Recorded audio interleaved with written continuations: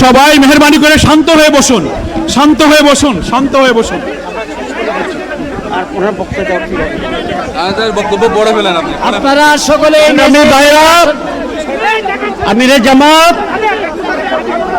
একটুখানি অসুস্থ হয়েছেন গরমের কারণে হয়েছে, কিন্তু উনি বারবারই চেষ্টা করছিলেন বক্তব্য দেওয়ার জন্য। ডাক্তাররা বলছেন ওনার বক্তব্য রাখা ঠিক হবে না।